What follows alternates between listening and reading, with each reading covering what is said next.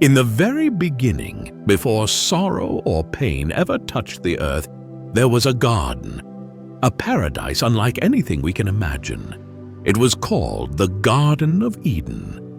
Lush trees stretched toward the sky, rivers sparkled like crystal, and every kind of animal roamed freely. And in the middle of this paradise, God placed the first man and woman, Adam and Eve. They were not just any creatures. They were special, made in the very image of God. And in this perfect world, they had everything they could ever need. No hunger, no sickness, no death. Only peace, joy, and an unbreakable relationship with their Creator. But everything was about to change. Now, in the center of the garden stood two special trees. One was the tree of life, a tree that gave eternal life. The other was the tree of the knowledge of good and evil. And God gave Adam and Eve just one rule. You may eat from any tree in the garden, except for this one. If you eat from it, you will surely die. It was a simple command, a loving warning.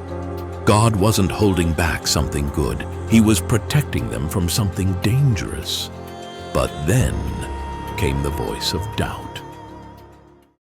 One day, Eve found herself near the forbidden tree, and there, in the branches, was a serpent. But this wasn't just any snake. This was Satan, the enemy of God, disguised and waiting. With a sly smile, he whispered, "Did God really say you can't eat from any tree in the garden?" We can eat from any tree, except this one. If we eat it or even touch it, we will die. You won't die. God knows that when you eat it, your eyes will be opened. You'll be like Him, knowing good and evil. It was a clever lie, wrapped in just enough truth to sound tempting. Eve looked at the fruit. It was beautiful, and suddenly she wanted it, not just for food, but for the power it promised. And so she reached out and took a bite. Then she took it to Adam, and he ate too. At that moment, everything changed.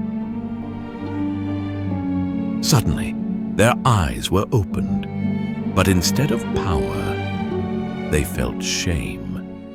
For the first time, they saw their own nakedness, and they were embarrassed. They ran, they hid. Then, in the cool of the evening, they heard His voice. God was coming. "Adam, where are you?" Trembling, Adam stepped forward. "I heard you, and I was afraid, so I hid." "Adam, who told you that you were naked? Did you eat from the tree that I commanded you not to eat from?" Adam hesitated.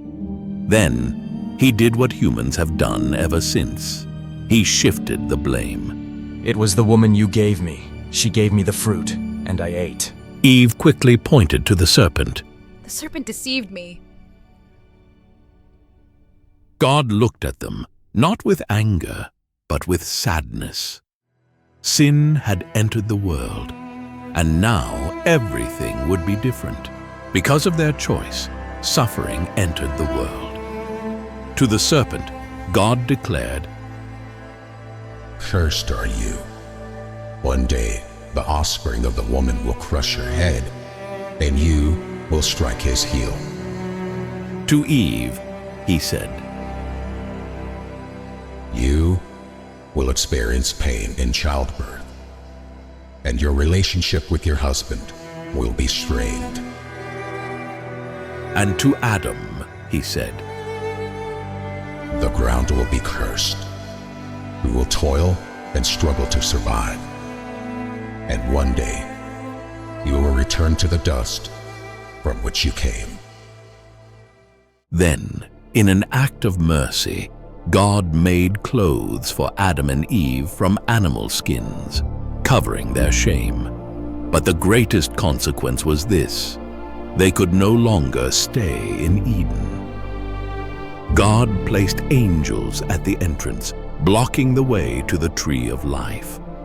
Sin had separated them from the paradise they once knew. It was a dark day for humanity.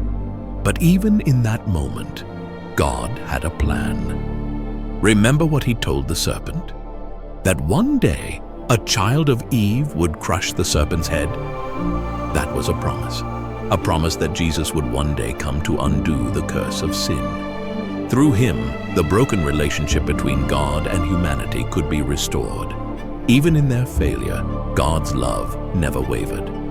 And that is the story of the fall of man, a story of temptation, a story of choice, but most importantly, a story of a love that never gives up.